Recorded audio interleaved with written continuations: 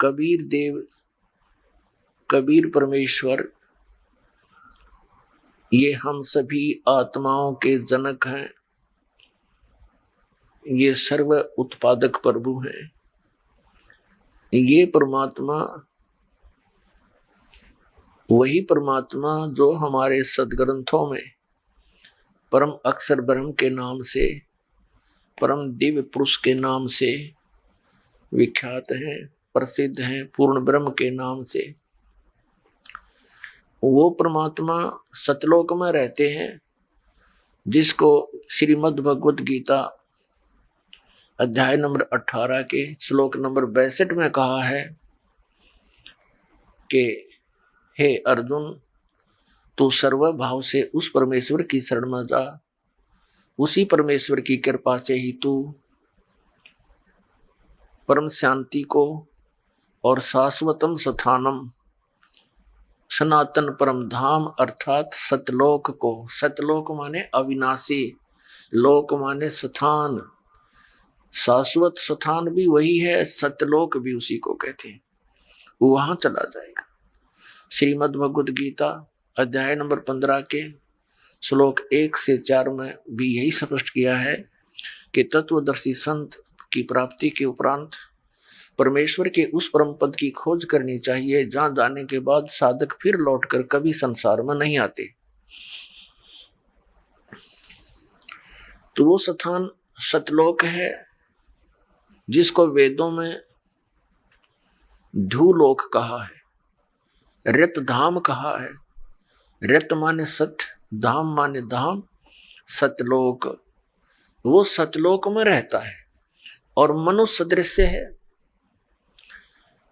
पुण्यात्मा, वही परमात्मा उस सतलोक से चलकर सनातन परम धाम से स्वयं गति करके सह शरीर आते हैं और फिर अच्छी आत्माओं को मिलते हैं, उनको तत्व ज्ञान से परिचित कराते हैं। वो परमेश्वर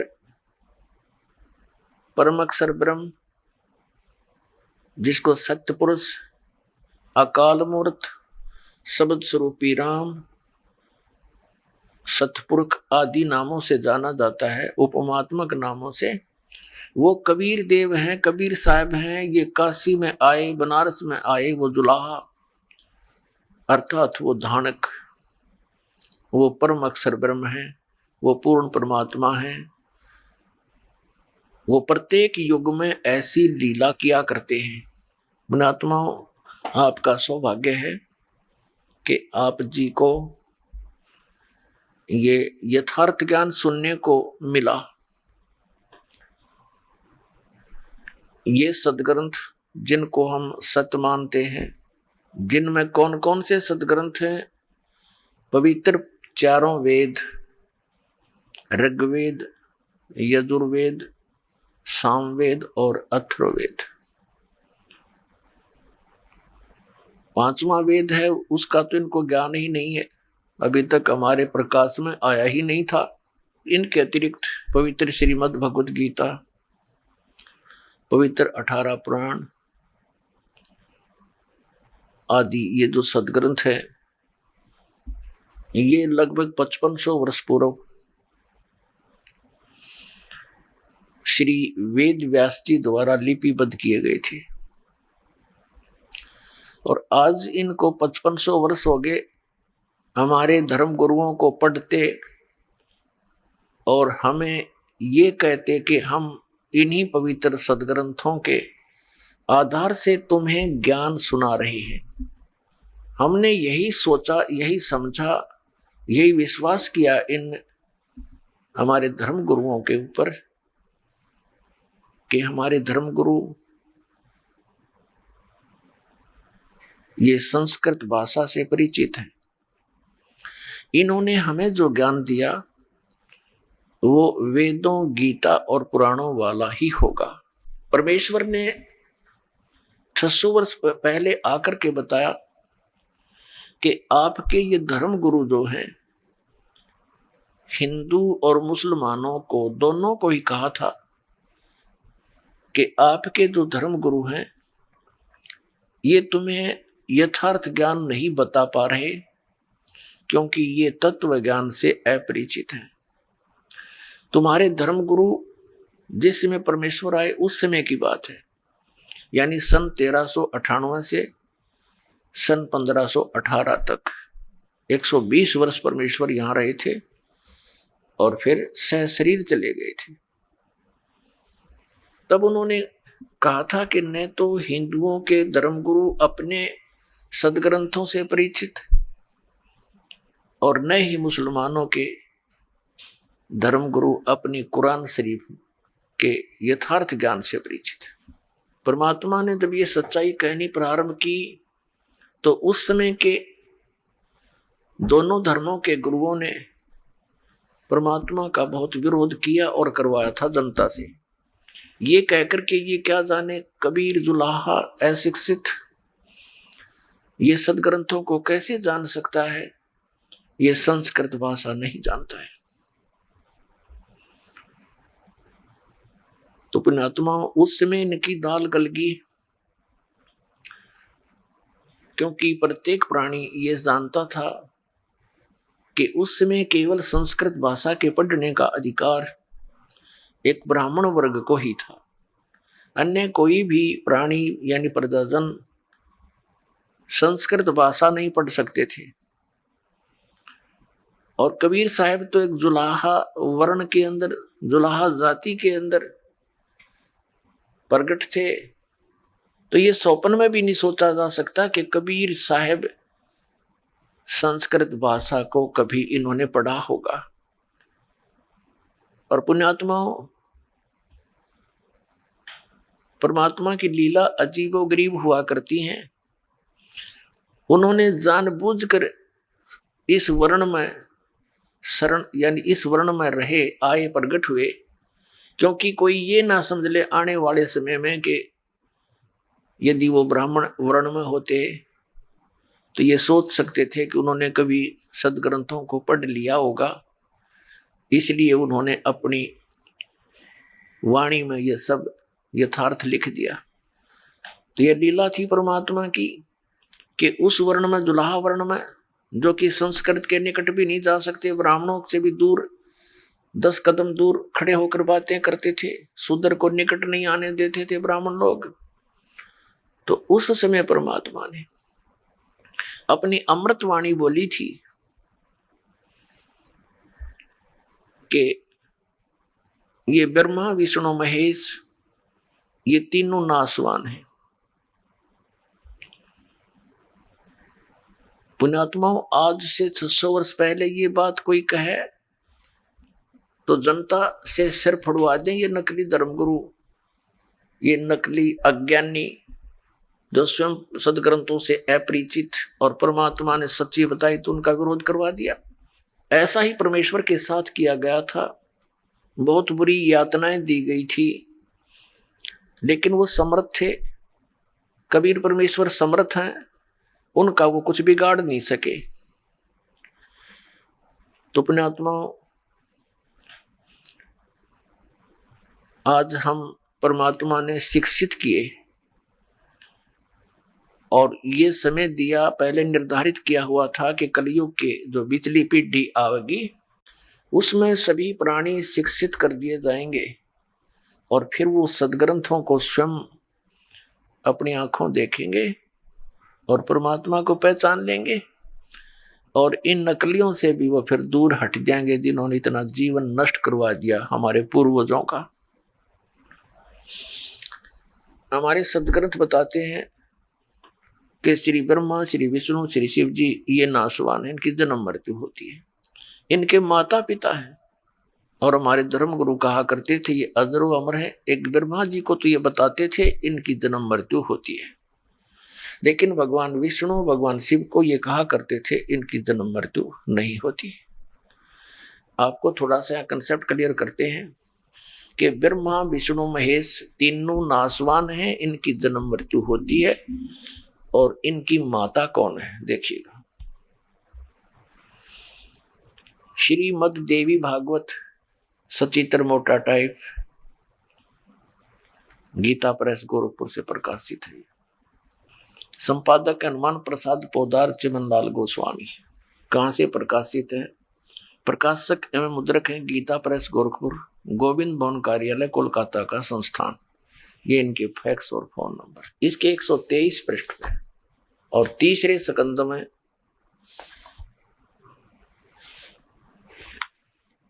या 123 पृष्ठ पर भगवान विष्णु कह रहे हैं तुम शुद्ध स्वरूपा हो, ये सारा संसार तुम इसे उद्भासित हो रहा है।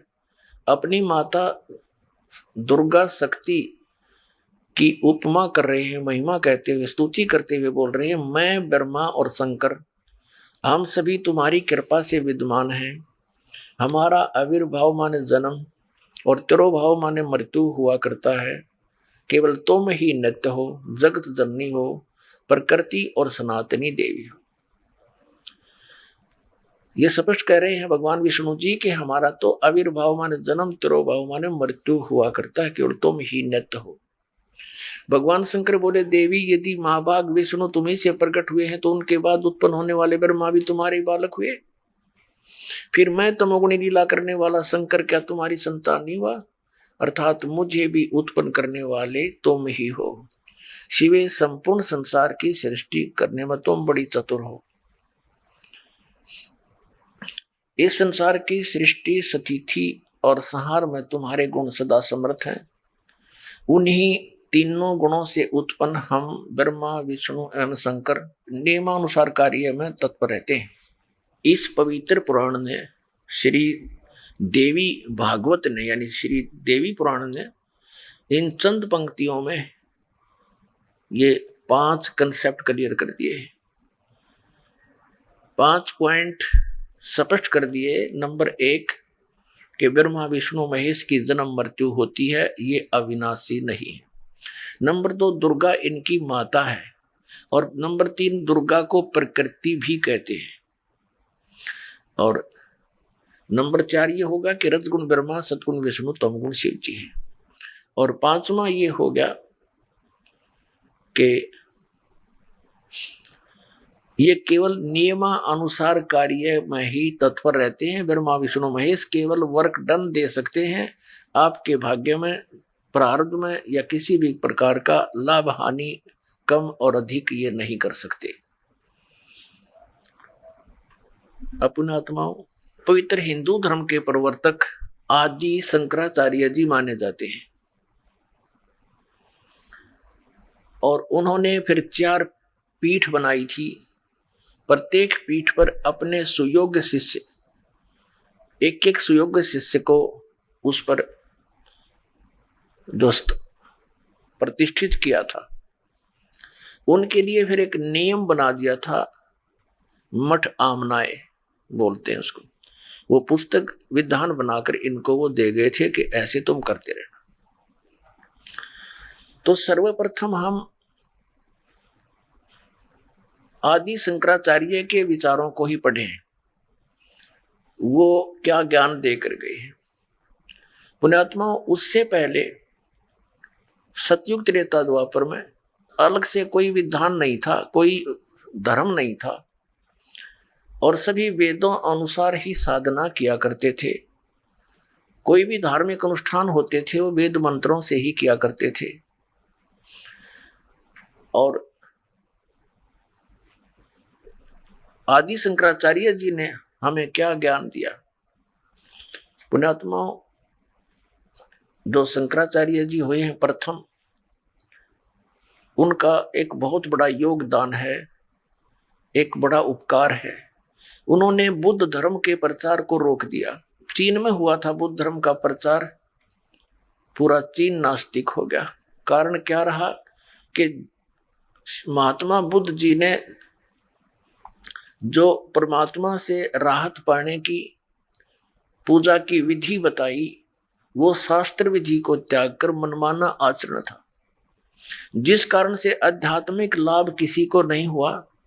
अंत में 1000, 2000, 4 या 2500, 3000 वर्ष तो हो चुके उस महात्मा बुद्ध के जन्म को, क्योंकि आदि शंकराचार्य से पहले उनका जन्म था। उस समय तो बुद्ध धर्म बहुत प्रचार यानी चरम सीमा पर था। तो उस समय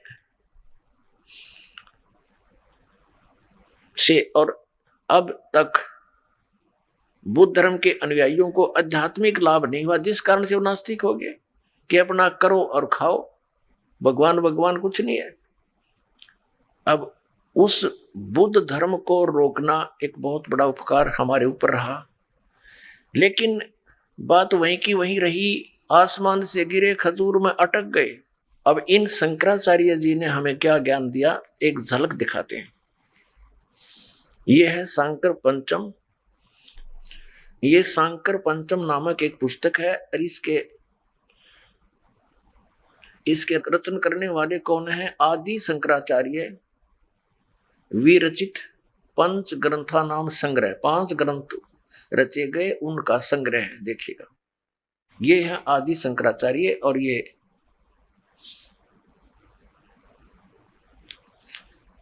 इसकी अनुवादकर्ता कौन है? इन्होंने संस्कृत में लिखा था। अनुवाद करता है, व्याख्याकार है जगत गुरु शंकराचार्य स्वामी स्वरूपानंद सरस्वती जी महाराज। ये देखिएगा, सांकर पंचम, ये है अपरोक्ष अनुभूति, तत्वबोध, आत्मबोध, ये मणिरत्नमाला, भज गोविंद, ये इसके अंदर 5 ग्रंथ हैं। इसके अनुवादक हैं श्री मत परमहंस परिव्राजक आचार्य ज्योतिर्द्वारके और शांकर पीठ द्वाधीश्वर जगत गुरु शंकराचार्य श्री स्वरूपानंद जी सरस्वती स्वामी वर्या, शारदा पीठम प्रकाशन द्वारका। अब यहां से देखेंगे इसको। ये है शंकराचार्य विरचित है पंचग्रंथा नाम संग्रह, 5 ग्रंथों का संग्रह है। वो कौन कौन से हैं? अपरोक्ष अनुभूति, तत्वबोध, आत्मबोध और मणिरत्नमाला, भज गोविंद, ये 5 से। ये है ज्योतिष पीठाधीश्वर और द्वारका पीठाधीश्वर जगत गुरु शंकराचार्य श्री स्वरूपानंद सरस्वती जी स्वामी पाद है। परिणीतया, यानी इसने हिंदी टीका किया है शंकर सप्रया नाम से, इन 5 ग्रंथों का जो संस्कृत में वर्णित है। प्रकाशन है शारदा पीठ प्रकाशनम, द्वारका 361 335 जामनगर गुजरात, इनके कोड नंबर, ये दूरभाष नंबर। ये कहाँ से छपा है? Shri Mata computers private limited, ये मुद्रक है, 20/7/125 केदार घाट वाराणसी से। पहले इनका बताते हैं, देखिएगा। ये ज्ञान का स्वरूप बताया है प्रश्न नंबर 10 पे। यहां क्या बताया है कि ज्ञान का स्वरूप, मैं सम शांत और सच्चिदानंद स्वरूप ब्रह्म हूं, असत स्वरूप मैं नहीं हूं, ब्रह्मो वाम अहम, वह ब्रह्म मैं ही हूं, अर्थात जीव ही ब्रह्म है, इनका ये विधान है। मैं स्वयं निराकार, निर्मल, अविनाशी, अवय और निर्विकार हूं। मैं दुखहीन, आभासहीन, विकल्पहीन, व्यापक और व्यापक हूं। देह मैं नहीं हूं। मैं सुखी, दुखी, संसारी, स्थूल, कृष्ण आदि समस्त अध्यायों से परे हूं। सर्व रोग रहित मैं निरामय, निराभास तथा व्यापक हूं। ठीक। अब 15 पर देखिएगा, इसके 15 पृष्ठ पर क्या कहा है? एवं देह आत्मा पुरुष ईश्वर है। इसका अर्थ इन्होंने क्या? मैं आत्म स्वरूप हूं, अर्थात पुरुष ही ईश्वर है। यहां थोड़ा सा घुमा गई, मैं आत्म स्वरूप ईश्वर है, मैं आत्म स्वरूप ईश्वर हूं, ये कहना था। मैं आत्म स्वरूप हूं, पुरुष ही ईश्वर है, यानी मैं ही ईश्वर हूं, इसका अर्थ यह है। ये थोड़ा घुमा दिया अनुवाद करते समय, कोई बात नहीं, आगे फिर देखते हैं। अब पृष्ठ 46 और 47 पर ले चलते हैं। ये देखिएगा, ये 45 पृष्ठ पे इसी ये साफ लिखा, शंकर पंच के ये अप्रोक्षानुभूति नामक ग्रंथ का अनुवाद यहां चल रहा है इसके अंदर ही। इस पे क्या कहा कि मैं ब्रह्म ही हूं। ठीक हो गया। फिर यहां लिखा है 46 पे, अहम ब्रह्मास्मि, मैं ब्रह्म ही हूं। यह सदवर्ती से जो परम परमानंदायिनी निरालम सतीथि है उसे ध्यान कहते हैं। ये इनका ध्यान है कि मैं ब्रह्म ही हूं, मैं भगवान ही हूं। अब आते हैं 71-72 पे। ये प्रश्न नंबर 71 पर आत्मबोध नामक ग्रंथ है, इसका अनुवाद किया है। यहां देखिएगा, किंतु असंग सचिदानंद स्वरूप प्रकाश रूप सर्व आत्म सर्व अंतर्यामी चिदाकाश स्वरूप हूं मैं ही। मैं देह पुरुष, मैं देह हूं पुरुष हूं ऐसा नहीं, ये तो सब नकारा किया कि ऐसा निश्चय नहीं होना चाहिए, पुरुष नहीं हूं। किंतु ये है, आगे फिर लिखा है कि मैं स्वयं ब्रह्म ही हूं, मैं स्वयं भगवान ही हूं, जीव के विषय में ये ज्ञान है इनका। अप्रोक्ष ज्ञान द्वारा संपूर्ण कर्म बंधनों से वह ज्ञानी सर्वथा मुक्त हो जाता है, वही सच्चा जीवन मुक्त है। अब 72 पे देखियो, ये 72 पृष्ठ है आत्मबोध का, शंकर पंचकम। इसमें क्या लिखा है कि मैं ब्रह्म ही हूं, ऐसे निश्चात्मक ज्ञान द्वारा संचित कर्म नष्ट हो जाते हैं। अच्छा, ये तो इसने बता दिया कि मैं ही ब्रह्म हूं, जीव ही परमात्मा है। इसे सिद्ध हो गया कि वह है ईश्वर मैं ही हूं, यानी जीव ही परमात्मा है। इनका ये विधान है। और फिर ये क्या कहते हैं, श्री कृष्ण और शंकर भगवान की पूजा करनी चाहिए। देखिएगा, इसी के शंकर पांचम चल रहा है 136 पर। ये शंकर पांचम पंच के श्री मणि रत्नमाला में 136 पृष्ठ पे ये यहाँ इसका श्लोक है। इस श्लोक का ये स्वरूपानंद जी श्री आदि शंकराचार्य द्वारा लिखे गए अपने अनुभव का ही अनुवाद कर रहे हैं। इसमें पूछा कि कार्य किम, क्या करना चाहिए, किम विधेयम, क्या विधान है, तो कहता मलिनम शिव अर्चा। यहां देखा इसका उत्तर, ये प्रश्न, ये क्या प्रश्न, क्या करना चाहिए। शंकराचार्य जी कह रहे हैं भगवान शिव की पूजा करनी चाहिए। फिर जीव कहां गया। अब भगवान शिव की पूजा करनी चाहिए तो जीव कहां रह गया भगवान।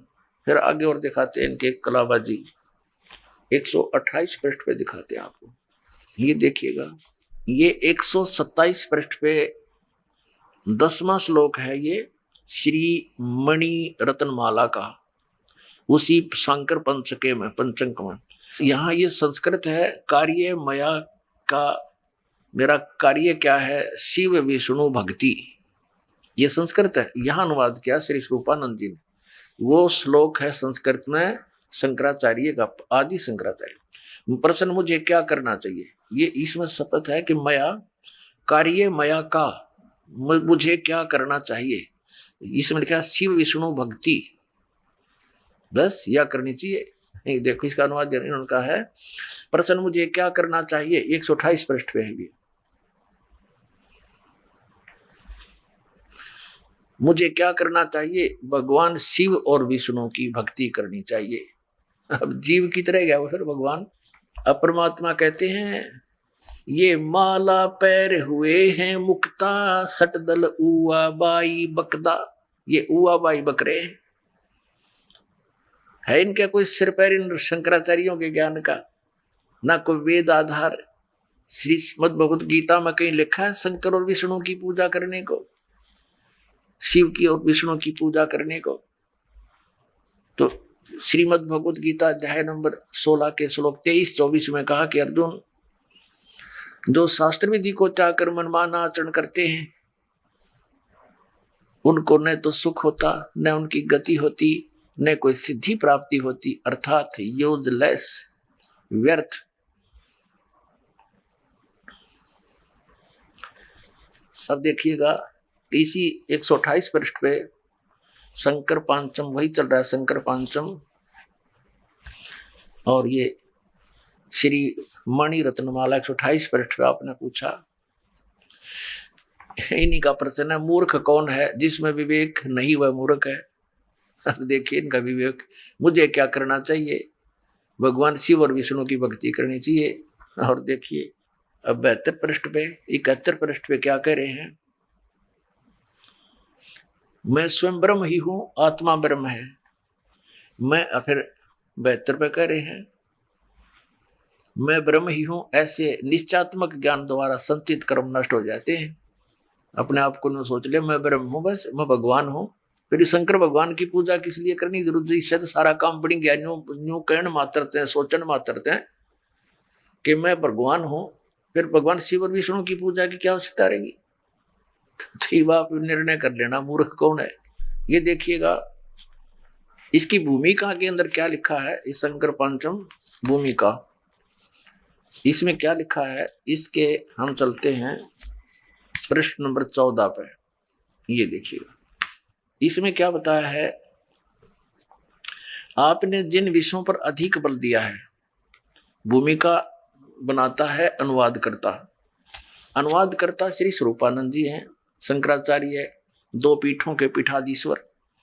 और ये कह रहे हैं कि इस अनुवाद जो मैं करने जा रहा हूं इसका, तो इसमें लिखा है कि उसमें इस 5 इकट्ठे किए हुए ग्रंथों में उन्होंने क्या विशेष ज्ञान दिया है। देखिएगा ये प्रश्न नंबर 14 पे,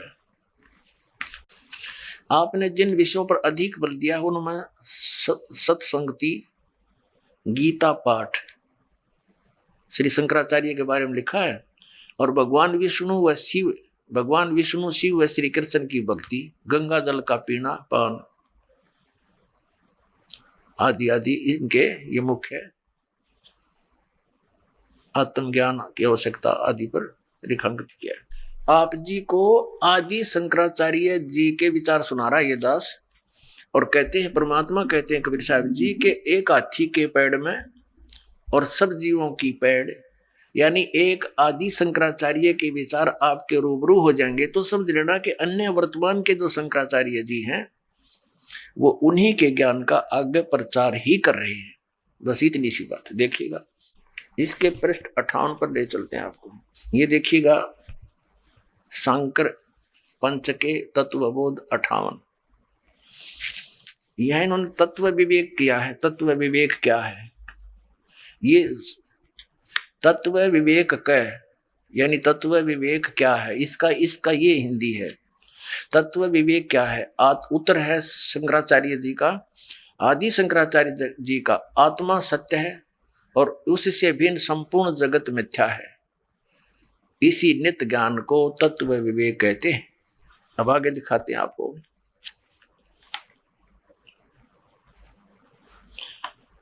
इसके 99 पृष्ठ पर ले चलते हैं। ये 99 पृष्ठ पर देखिएगा, 99 पृष्ठ पर, दुख, राग, द्वेष, भय और उद्वेग आदि मन के धर्म है, मेरे नहीं है। जब मैं मन वाला ही नहीं हूं तो भला मेरे साथ दुख आदि विकारों का संबंध ही क्या हो सकता है? श्रुति ने आत्मा को प्राण से रहित, मन से रहित एवं शुद्ध रूप में प्रतिपादित किया है। ये देखिएगा इसी शंकर पांचम के पृष्ठ नंबर 77 पे क्या कहा है कि जैसे पूर्णिमा का चंद्रमा सरोवर में दिखलाई पड़ता है, उसी प्रकार शुद्ध अंतःकरण में आत्मा का दर्शन होता है। ठीक है, अच्छा अब आते हैं। अब इन्होंने यहां बताया है 10 पृष्ठ पे कि मैं स्वयं निराकार, यानी आत्मा निराकार, निर्मल, अविनाशी, अव्यय और निर्विकारी हूं। आत्मा को निराकार बता रहे हैं ये कि मैं निराकार हूं खुद। और यहां कह रहे हैं जैसे पूर्णिमा का चंद्रमा सरोवर में दिखाई पड़ता है, उसी प्रकार शुद्ध अंतःकरण में आत्मा का दर्शन होता है। अब 64 पृष्ठ पर देखिएगा, आत्मा को डिफाइन किया है। आत्मा क्या है? आत्मा क्या है? आत्मा सत्य है, चित्त है, आनंद है, बस निराकार है। आत्मा सत्य है, चित्त है और आनंद है, सच्चिदानंद रूप है। यानी सच्चिदानंद ये भगवान को भी कहते हैं और आत्मा को भी, यानी आत्मा और जीव को एकीकरण किया है। इसको ये अद्वैत मत बोलते हैं। ये इनके घर का है, ना वेदों और ना ग्रंथों में कहीं प्रमाण नहीं, सदग्रंथों में। एक कंसेप्ट और क्लियर करते हैं कि विश्वनाथ यानी नारायण कौन है।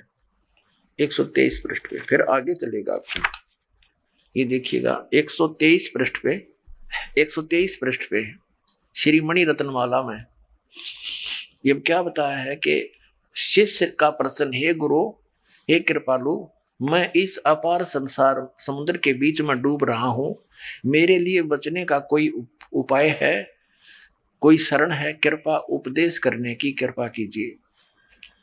गुरु का उत्तर, जो सारे संसार का ईश्वर है, उसके चरण कमल का ध्यान ही सबसे बड़ी नौका है, जिस पर चढ़कर तुम संसार समुद्र के पार जा सकते हो। विश्व पाद अंबुज भगवान विश्वनाथ के चरण कमल रूपी जहाज में बैठो, वे तुम्हें पार लगाएंगे। वे ही विश्वनाथ हैं, वे ही श्री कृष्ण हैं, वे ही विष्णु हैं।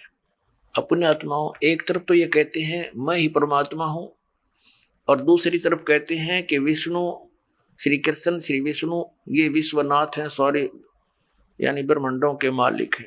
अपने आत्माओं, अब इनकी वे ऑफ वर्शिप क्या है, थोड़ा सा ये झलक और दिखाते हैं। अपने आत्माओं, परमात्मा का पाना और भक्ति करना इतना सिंपल है, बहुत ही आसान, पर यह विश्वास होना कि हम जो कर रहे हैं ये सत्य है और शास्त्र अनुकूल है, तो फिर संशय नहीं रहेगी। तो दास का जो प्रयत्न है, आपके ऊपर जो ये अज्ञान का इन पोचा मार रखा है, यो रेगमार लगा रहा है दास के आपके ऊपर से, वो पुराना रंग हटे ताकि नया ओरिजिनल पेंट और दृढ़ता के साथ आपके ऊपर वो पेंट हो जाए। तो सत्य ज्ञान आपको दास साथ साथ सुना रहा है, और इस अज्ञान को हटाने के लिए सदग्रंथ दिखा करके, इनके द्वारा लिखे हुए अनुभव दिखा करके वो रेग मार लगा रहा है। पुण्यात्माओं, अनजान पने में, भोलेपन में बहुत से श्रद्धालु कहते हैं कि रामपाल दास तो अन्य संतों की आलोचना करते हैं। पुण्यात्माओं, आलोचना वो होती है जो झूठी बकवाद करे, निराधार बातें कहे। अब जैसे इन महापुरुषों ने जो लिख रखा है आपको पढ़कर सुना रहा है, हमारे सदग्रंथों में जो लिखा है वो आपके रूबरू कर रहा है, तो इससे आपको सत्य और असत्य का ज्ञान आसानी से हो जाएगा। जैसे एक समय किसी ने नकली नोट छाप लिए थे, हजार के, 500 के, तो सरकार ने क्या किया था, डुप्लीकेट और ओरिजिनल दोनों साथ साथ रख के दिखा दिए थे, टीवी के माध्यम से, समाचार पत्रों के माध्यम से, कि ओरिजिनल ऐसा होता है, डुप्लीकेट ऐसा होता है। तो क्या सरकार आलोचना कर रही थी? एक महापरोपकार कर दिया ना, लाखों लोग ठगे जाते। उनका ईसाई गरीब व्यक्ति के पास 10-20 हजार रुपये होते हैं, वो नकली होते, तो वो तो रो रो का टक्कर मारता। तो पुण्यात्माओं, आप जो ठगे जा रहे हो, आपकी तो कीमत ही नहीं लगाई जा सकती। मनुष्य जीवन के एक श्वास की कीमत ऐसी बताई है कि 3 लोग भी एक तरफ रख दे तो भी सस्ते हैं ये, और एक श्वास महंगा है मनुष्य का। इन्होंने कितना बर्बाद कर दिया, हमारे पीढ़ी की पीढ़ियां का नाश कर दिया। शास्त्र विधि विरुद्ध ज्ञान देकर उनको भूत प्रेत बनवा दिया, और फिर उनने पे श्राद्ध निकलवा कर फिर आगे रोजगार चला लिया। तो ये दास एक महापरोपकार कर रहा है, और बुद्धिमान समाज है, शिक्षित सभी मानव है, बहुत आसानी से अब ग्रहण हो रहा है।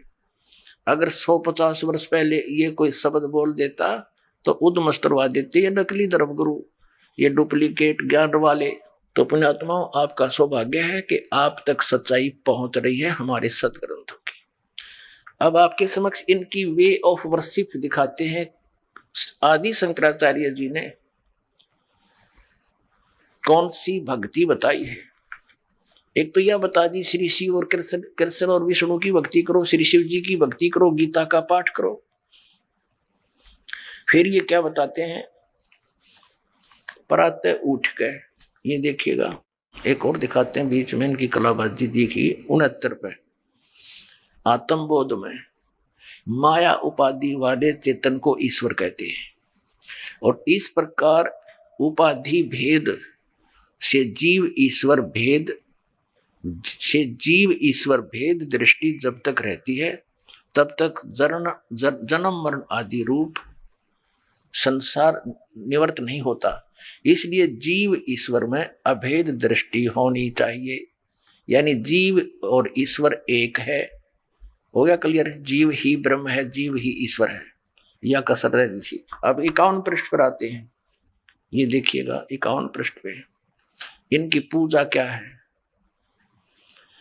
यह संपूर्ण जगत अदृश्य भाव रूप चेतन में है। इस प्रकार बुद्धिमान पुरुष सावधान होकर नित्य प्रति अपने आत्मा का ब्रह्म भाव से चिंतन करे। अब क्या है इनका स्मरण कि अपनी आत्मा को ही परमात्मा जान के इसका ध्यान करे। ठीक। अब फिर इन्होंने और भक्ति विधि बताई है 47 पृष्ठ पे। 47 पृष्ठ पर भक्ति विधि बताई है। इस चित्त को सभी ओर से खींचकर निर्विशेष आत्मा रूप में प्रतिष्ठित कर देने को समाधि कहते हैं। बस अपने चित्त को खींच के आत्म स्वरूप में प्रतिष्ठित कर ले कि मैं ही भगवान हूं, नो मान ले, यह समाधि होगी। इनका कहने का तात्पर्य यह है कि यदि किसी पर कोई दुख रोग आदि का आक्रमण हो तो ये मान ले कि मैं शरीर नहीं हूं, ये दुख मुझे नहीं हो रहा, मैं तो आत्मा हूं। बताया कोई बात हो इनकी? पुण्यात्मा, एक समय ये दास, यहां हरियाणा के अंदर एक गांव है पिंडारा, और उस पिंडारा गांव के ऊपर एक तीर्थ है इनका, जहां अमावस्या के दिन स्नान करते हैं लोग। तो वहां एक 2 घीसापंथी आश्रम है, 2 संतों के। तो उनमें से एक ने सत्संग करवा रखा था 4-5 दिन का। तो वहां बुला रखे थे कई साधु प्रवक्ता प्रवचन करता। उनमें से एक था ये सरस्वती, यानी ये आदि शंकराचार्यों का चेला। वो यही कह रहा था रह के कि आत्मा ही परमात्मा है, जीव को भ्रम हो गया है कि तू शरीर है, तू देह है, इसलिए ये दुखी है। और प्रवचन करे, बड़ी बड़ी बातें बनाओ और कथा सुनावे। तो दूसरे जो वक्ता थे उसके साथ बैठे थे, उनकी बना रखी थी बैठने की तख्त डालकर स्टेज सी, श्रोता नीचे बैठे सुन रहे थे।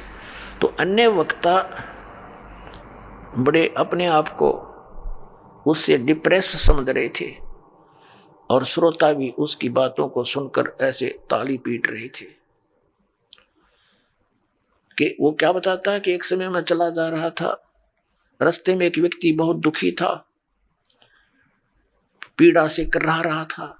मैंने उसको बताया कि तू शरीर नहीं है, तू तो आत्मा है, आत्मा निर्लेप है, निराकार है, उस पर ये विकार नहीं होते, दुख सुख उसको होता ही नहीं। अरे भोले मानव, तो क्यों दुख पा रहा है? तो केवल भ्रम में दुखी है। और वो क्या कहता है कि उसी समय उसको आत्मबोध हो गया, उसको पीड़ा रही नहीं, परमात्मा 2 मिनट में समझ में। ये है आत्मबोध और ये है तत्व ज्ञान। अब इस तरह वो कहता रहा। जैसे अगले दिन सत्संग समापन होना था, उससे पहले वाली रात्रि में वो नए प्रवचन करके उठ गया। रात के 12-1-1:30 बजे से उसका पेट में दर्द हो गया, और इतनी बुरी तरह हो गया ना, चिल्लावट डांगर की तरह, पशु की तरह। वो जितने भी भगतजन विश्राम कर रहे थे सब उठ कर आगे, वो वक्ता भी जो दूसरे कमरों में थे वो भी आगे। तो पता चला कि उस काशी विद्यापीठ के पढ़े हुए सरस्वती का पेट में दर्द हो गया। दूसरे आश्रम से गाड़ी लाए, गाड़ी में डालकर बैठाकर उसको ले गए जींद शहर में, 2-2.5 किलोमीटर दूरी पर है। वहां उसका ट्रीटमेंट हुआ। 2 बजे ले गए थे, सुबह 6-7 बजे वो कुछ राहत मिली, फिर वापस ले आए। वो गाड़ी से उतर कर ऐसे चल रहा था जैसे जच्चा चला कर, फिर धीरे धीरे कदम रखे, मुंह नीचे न लटका रहा। तो दूसरे जो वक्ता थे वो उसके इर्द गिर्द मंडरा गए और कहने लगे, स्वामी जी अरे तू तो आत्मा है, तुझे पीड़ा तो होती ही नहीं, क्यों चिल्ला रहा था? कहता चल चल अपना काम करे। तो पुण्यात्माओं, बीजक की बात आ कहे बीजक नाई हाथ, ये पृथ्वी डोबण उत्तर रेखा कै मीठी बात। ये है ये शंकराचार्यों का विधान। पुण्यात्माओं, इस दास के प्रवचन यानी परमेश्वर कबीर जी द्वारा दिया गया तत्व ज्ञान,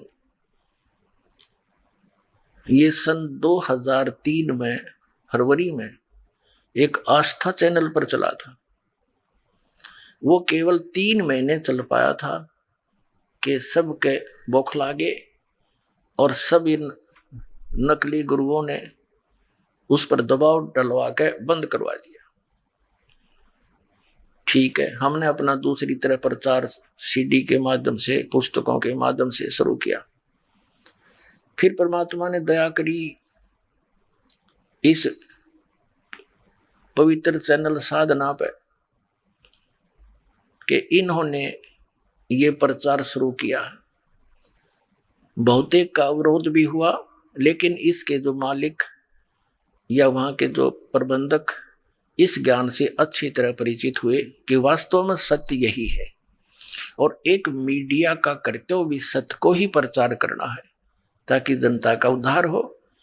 ये राजनीतिक उठपटंग अटपट तो आप बहुत सुना लेते हो, तो वास्तविक पुण्य का कर्म ये है। तो अब इस प्रारंभ में जब इसके ऊपर शुरू हुआ साधना चैनल पर, हमारे भक्तों के पास बहुत ही इन नकली गुरुओं के और इनके शिष्यों के, इनसे संबंधित रोजी रोटी वालों के बहुत अपशब्द सुनने पड़े, लेकिन हिम्मत नहीं हारी। तो आज पूरा मानव इस तत्व ज्ञान से परिचित हो गया।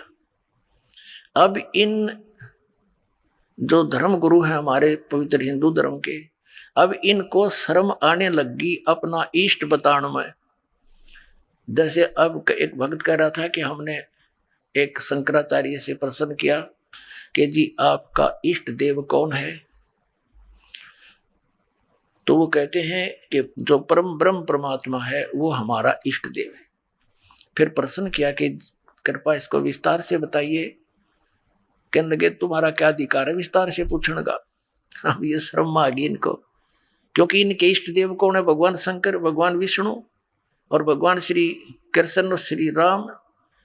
अपने आत्माओं, ये हमारे हिंदू धर्म के धर्मगुरु हमने मूर्ख बना रहे थे। क्या मूर्ख बना रहे थे? ये कहा करते थे कि ईसाई धर्म के जो ईसा मसीह जी हैं वो भगवान के पुत्र थे, भगवान नहीं थे। और हजरत मोहम्मद जी ये भगवान नहीं थे, भगवान के संदेश वाहक थे, रसूल थे, पैगंबर थे। और हमारे सनातन धर्म में, हिंदू धर्म के अंदर ही परमात्मा स्वयं ही आते हैं कल्याण करने के लिए। और हमारे परमात्मा श्री कृष्ण और श्री राम ये स्वयं आए थे, ये स्वयं भगवान है। अब पुण्यात्माओं, अब श्री कृष्ण यानी श्री विष्णु जी या श्री राम ये विष्णु अवतार है और ये भी उसी के पुत्र हैं। किसके? जिसको ये परब्रह्म परमात्मा कहते हैं। वैसे तो इनको पता है नहीं वो परब्रह्म परमात्मा है कौन, वो तो दास बताओगा। ये तो इस काल को, सदाशिव को परब्रह्म परमात्मा कहते हैं। अब ब्रह्मा विष्णु महेश के माता पिता कौन है? ये कृष्ण जी ही विष्णु जी थे। पहले तो ये कंसेप्ट क्लियर करते हैं। ये देखिएगा, श्रीमद् भागवत सुधा सागर यानी सुख सागर इसको कहते हैं, सुखदेव जी द्वारा सुनाई गई। गीता प्रेस गोरखपुर से प्रकाशित है।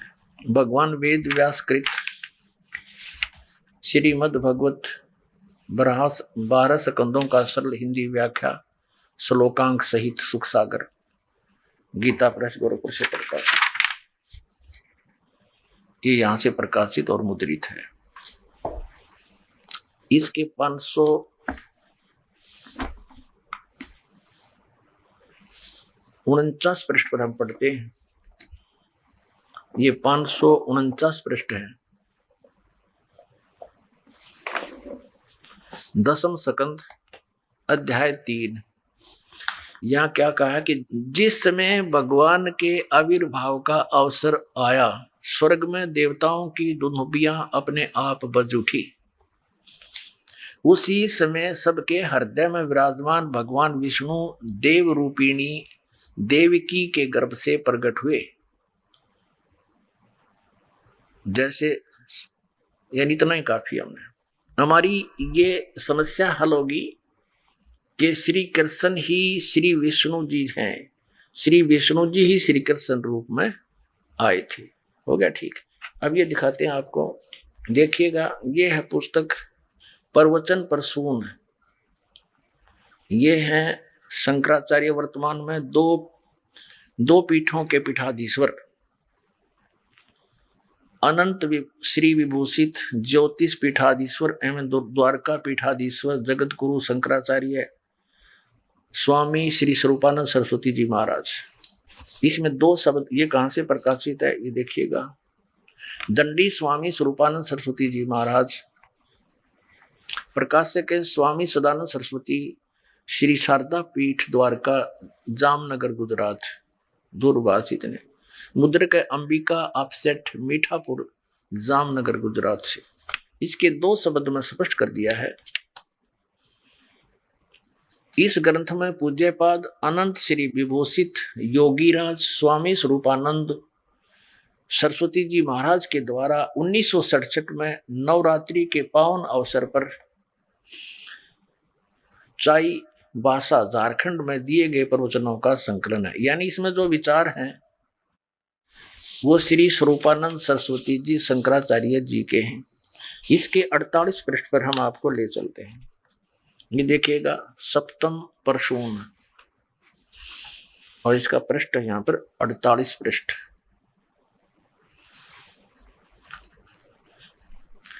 इसमें हम क्या है लिखा कि भगवान अत्यंत सुशीलवान हैं। उनके हृदय में करुणा वरुणालय उमड़ता है। वही कृपा घन बनकर समय समय पर भक्तों तथा अभक्तों सब पर बरस जाया करते हैं। यह उनकी उदारता का, सुशीलता का अति उत्कृष्ट निदर्शन है कि वह अपने तथाकथित शत्रुओं पर भी, खलों और महादुष्टों पर भी दया दृष्टि रखते हैं और अपने हाथों से मार कर उन्हें परम गति देते हैं। प्रभु खलोद्धार का कार्य स्वयं करते हैं।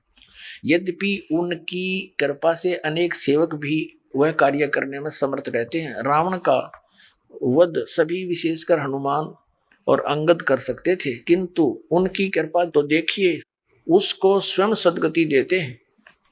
अपने हाथ भक्तों के कल्याण हेतु भी वह स्वयं आते हैं। द्रौपदी की लाज स्वयं द्वारका से दौड़कर बचाई थी। गज के रुदन पर नगन पद दौड़े थे। हाथी को, गज माने हाथी को, जब गरा ने मगरमच्छ ने पकड़ लिया था, वो रोने लग गया, तो परमात्मा नंगे पैर दौड़कर आए थे, उसकी रक्षा की थी।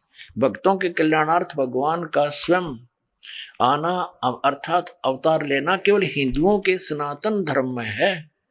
ईसा प्रभु के पुत्र थे, प्रभु नहीं।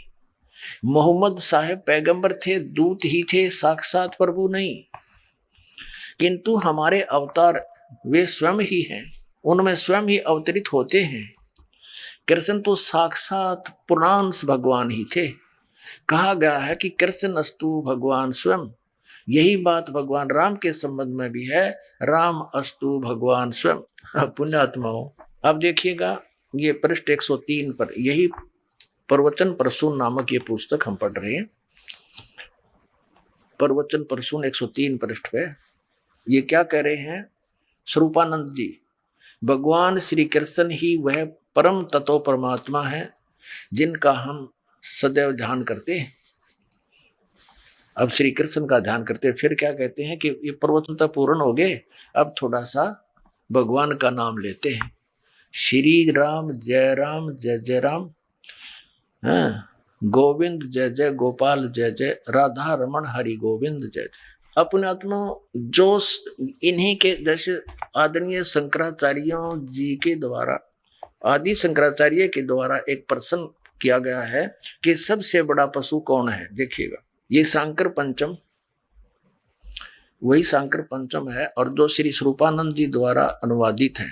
और ये कहाँ से प्रकाशित है, ये आपको पहले भी दिखाया था, ये वही है। अब इसके 135 पृष्ठ पे लिखा है कि सबसे बड़ा पशु कौन है, उसको डिफाइन किया है 135 पृष्ठ पे। सबसे बड़ा पशु कौन है? जिसने शास्त्रों का अध्ययन किया हो फिर भी वह धर्म का आचरण नहीं करता हो और न ही उसको आत्म रूप का ज्ञान हो, वह सबसे बड़ा पशु है। इन्होंने एक और स्पष्ट किया है कि हमारे सबसे बड़े शत्रु कौन है। देखिएगा, इसी 135 पृष्ठ पे हम पढ़ रहे हैं